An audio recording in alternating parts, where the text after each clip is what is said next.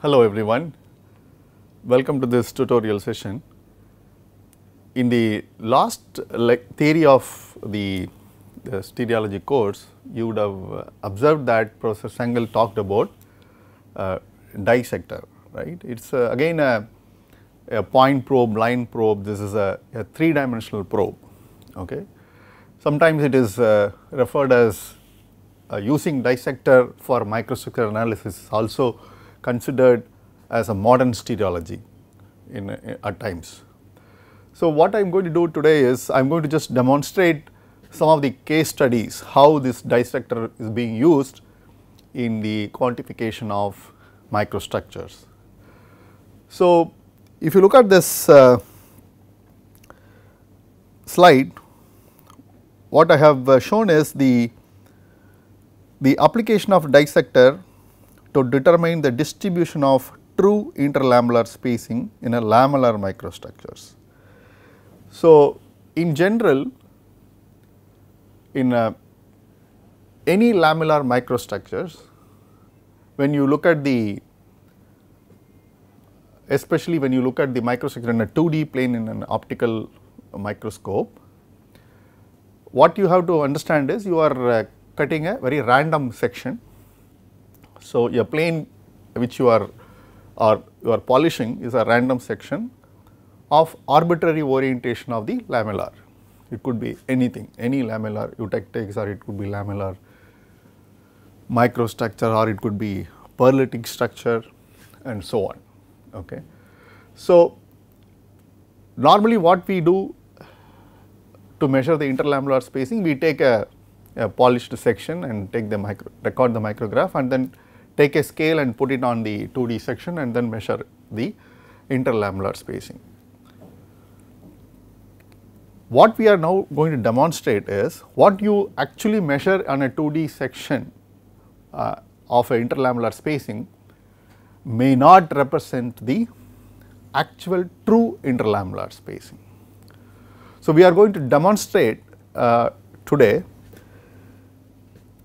how a true interlamellar spacing can be found out using a dissector technique. The technique what we have developed or going to demonstrate is for a generalized technique. It can be applied to any lamellar microstructure, but for this particular case study we have taken a well known microstructure called a perlite microstructure or perlitic microstructure.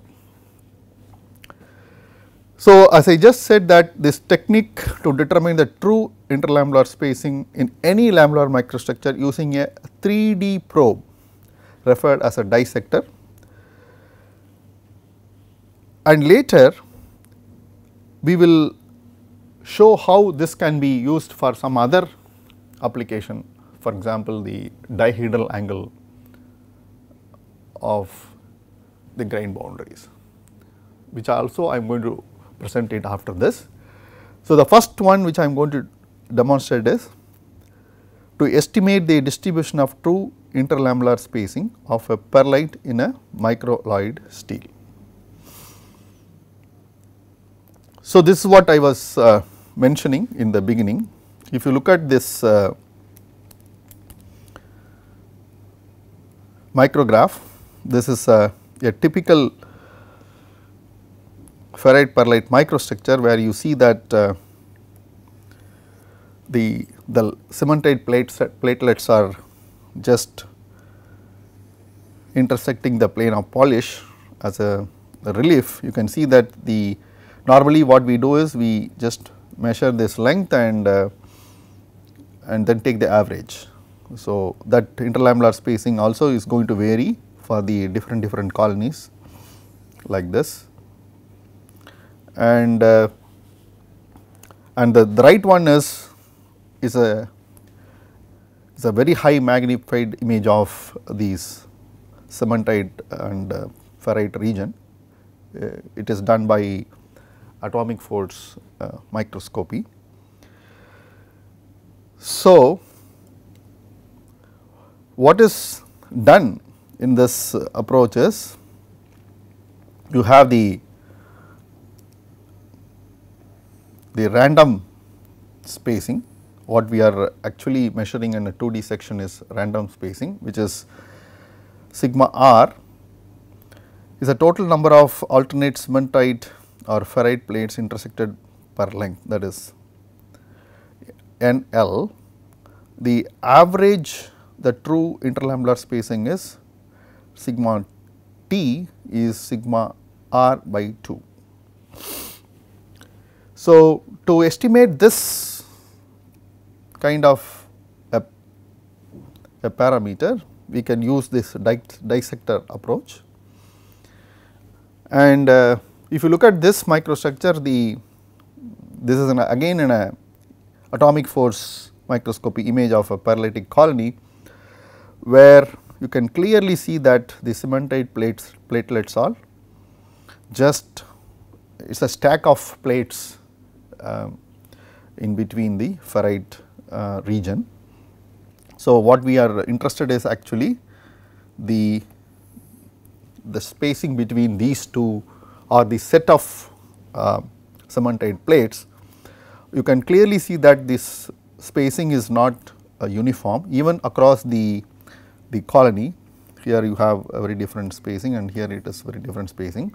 Please understand, these spacings, even though it is cutting the plane of polish, it is not a true spacing. Whatever you measure, it is not a true spacing. It is going to, we will just demonstrate how these are all, the 2D measurement what you are going to make for a interlamellar spacing is going to be very different from the true spacing.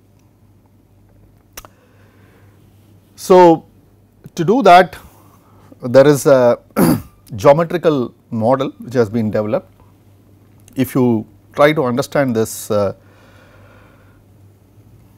this model, what you are seeing here is that C1 and C2 are the two parallel lamellar, which is oriented in arbitrary direction, and then you know that how the dissector is defined, which Professor Sangal already explained. You have a lookup plane S1 and then observation plane, that is in S2. You see that this the dissector is intersecting the lamellar at again an arbitrary orientation. At the point, the intersections are noted as A, B, and then C, D, E, F and G, H. And if you try to draw a line here TA, that is an apparent spacing, and which is again a perpendicular to this CD, and you try to draw a perpendicular to this plane C2, which is TR, that is true distance, not true spacing or true thickness, whatever it is. And you can just, the distance between the two dissector plane S1 and S2 is H, that is how it is described. And now you see that if you look at this triangle OSR, TR can be written as TA cos theta, okay. And from the triangle OPQ, you can write S is equal to H tan theta. So, if you combine these, you can write TR is equal to Tm into H divided by square root of S square plus H square, where TR is a true spacing between the lamellar space. So, and Tm is a measured distance between perlite lamella, h is the depth of the material removed layer by layer, and s is the shift distance of the cementide plate with respect to the lookup plane. So, what you measure here as an s is how that shift of this lamellar is oriented with respect to lookup plane as well as the observation plane. So, this is what you have to understand. So, this is about the complete description of the geometrical model about a two lamellar oriented with an arbitrary theta, and our dissector is again cutting these two lamellar at arbitrary sections. So, how do we experimentally do this? This is of course a model. So, how do we experimentally perform this and to estimate this?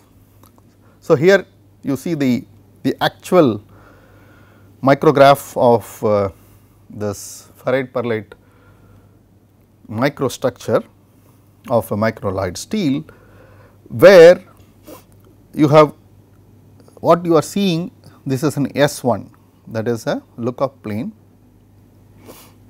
and the methodology is very simple. So, you make a indent like this, and you just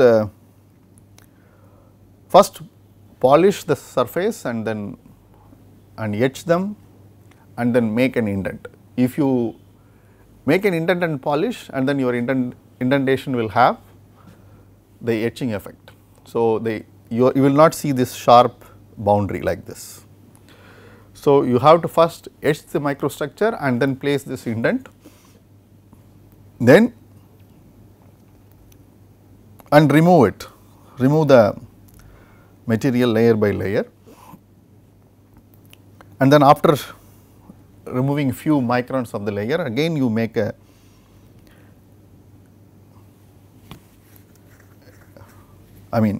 look for this indents where you have already made. This time you have to be very careful, because if you over etch, then again this indent boundary we will not be able to trace, and if you are able to trace this the same indent just below that the previous indent. So, you still see that the micrograph are the same region, and we are now measuring the diagonals of this indent, which is D1 and D2, and you know that from this indent geometry, the shape of the Vickers pyramid, you can have this relation, which is that A by H is equal to 2 tan 136 degree. So, that gives you a H is equal to 0.143 D. So, this D is an average D of these two. So, you can take the average of these two and then just put it inside, then you will get the H, that is the distance between the dissector. So, that is how it is done. So, it is bit involved. You have to be careful about the etching, and you have to make several indents before you perform these measurements, because you have to do this at different places, and what we have demonstrated here is it is doable, and then still it is very powerful technique. So, and this is how the colony which has been traced for the two planes using the dissector is almost like this, and this is what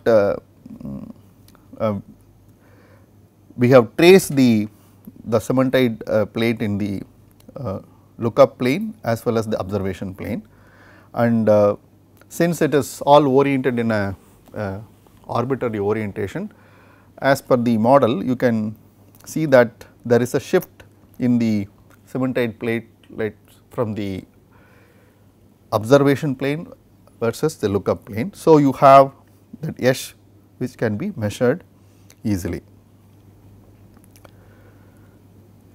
So, this is the plot of interlamellar spacing which is measured at a 2D section in a conventional manner. Okay. So, what you have you are seeing now is a true interlamellar spacing, which is in the range of 0.01 to 0.05 micrometer. So, what you are seeing now, the true interlamellar spacing is looking very different as compared to the conventional measurement of interlamellar spacing on a 2D section.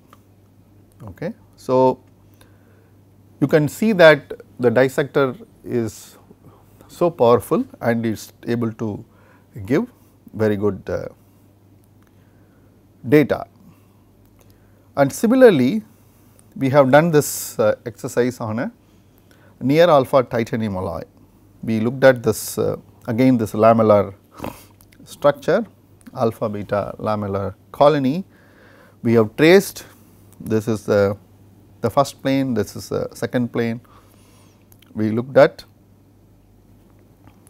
and you see that we have estimated the H is about 4 mm, and we have also distributed this I mean the spacing which is measured by the two techniques are very different. So, we have again demonstrated with the dissector technique for some other microstructure which is having a lamellar form of microstructural constituents.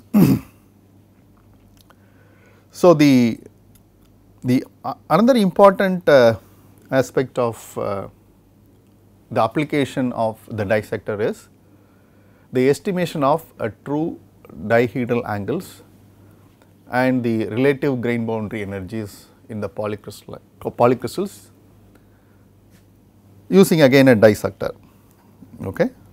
So, we will look at this. So, what is this true dihedral angle? So, first I will give an introduction. So, this is a typical microstructures where you have all triple junctions. So, like Professor Sandeep said in the lecture, these boundaries are in reality they are all surfaces. So, it is in a 2D it is all there are lines, that means in 3D they are all surfaces, and these triple junctions they are all edges of 3 grain where they meet. So, the edge points are all the triple junctions.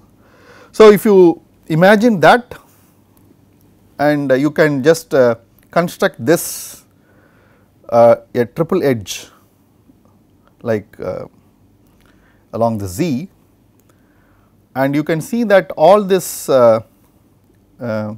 suppose if you assume that this is what you are looking at the section plane. So, the section plane is nothing but your microstructure what we normally do. So, that section plane is this, and then if you look at this, this is a triple edge which is here, any one of them like this, there are so many triple edges.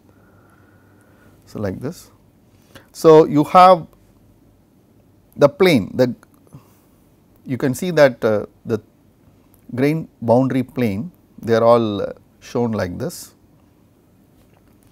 and then you have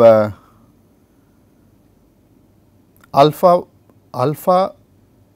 1, alpha 2, alpha 3 they are all the true dihedral angles as compared to beta 1, beta 2, beta 3 which are all a apparent or a plain dihedral angle, you can say that, where we actually see in the microstructure 2D section the plain dihedral angle as well as a true dihedral angle. So, this is a equation which relates the grain boundary energy. You can estimate the grain boundary energy by measuring the true dihedral angle. So, that is an idea. So, this diagram clearly shows that why we measure the true dihedral angle as compared to the plane dihedral angle. It is something similar to what we have seen in the interlamellar spacing of the pearlite. What you see is a 2D section is going to be very different in a 3D. So, similar way, if you think about measuring this dihedral angle in the planar section, they are going to, the angle distribution is going to be very different. So, which is again the grain boundary energy is depending upon this angle. So, that is going to vary. So, that is the idea. So, what is this, how the geometry of the dissector described? Similar to this, the earlier one.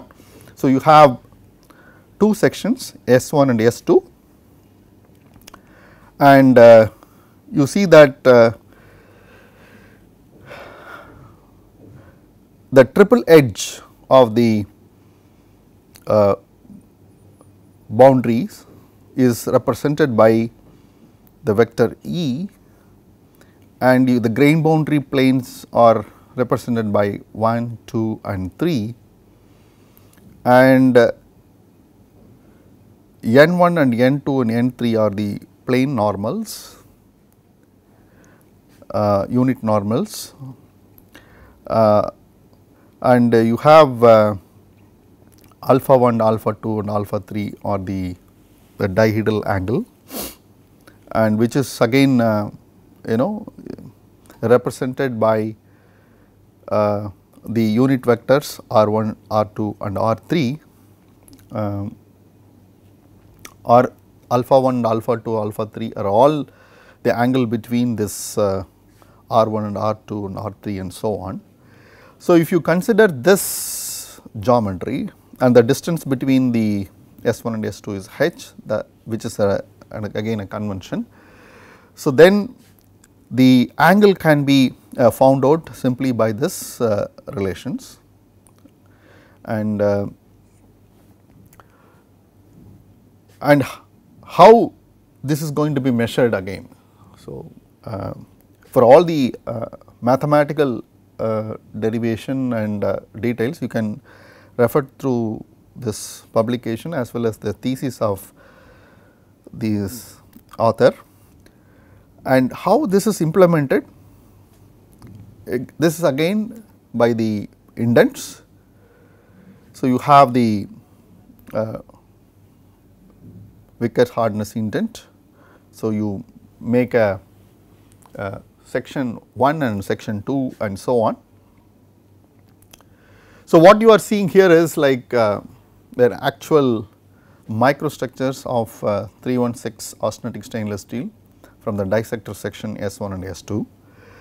So, you have a set of micrographs where A is corresponding to unprocessed image of a dissector section 1, that means it is an actual polish section, and B is processed image of a section 1. So, that means there is some image processing is involved in order to avoid this all this noise or some unnecessary features of the microstructure, in order to, because this particular estimation was done by computation. So, there was a computer program written to calculate, identify certain things. I will just come back to that, but let me describe this. And the C is unprocessed image after S2. This is after polishing, you see that how clumsy that micrograph becomes. So, it becomes little tedious to look at and this indents. So, after image processing, this indent shapes are better visible.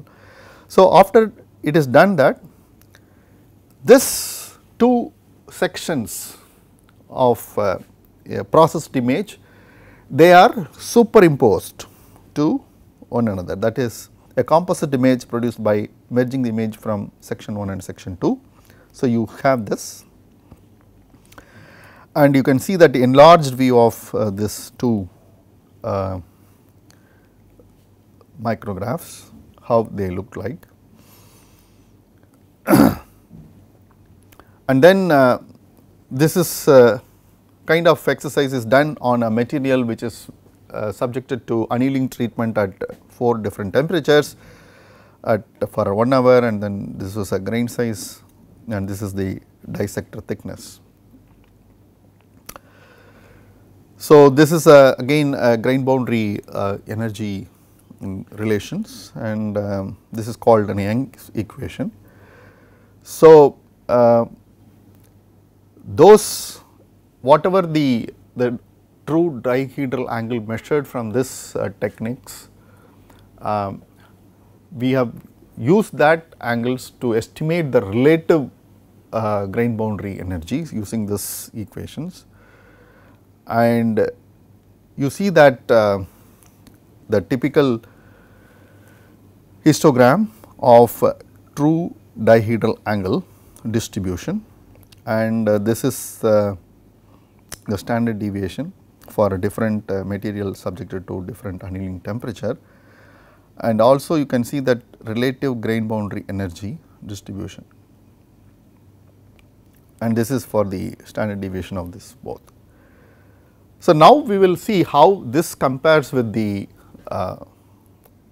data which is measured with the simple 2D sections. So, this is measured a plane dihedral angle, this distribution, that is and what you are seeing here is a true dihedral angle distribution. So, these two looks very different. These two looks very different. So, you can see that the effect of the 3D probe dissector, which brings out a very different level of accuracy in terms of bringing this true value of any parameter, whether it is a dihedral angle or a interlamellar spacing. It is so effective and powerful, and this is how the two dihedral angle distribution for different annealing temperatures for these materials, and this is a relative grain boundary energy distribution plot for a different material subjected to different annealing temperatures. So, what is I am trying to say is, like, suppose if you want to correlate this with the all the properties with the microstructures. See, if you look at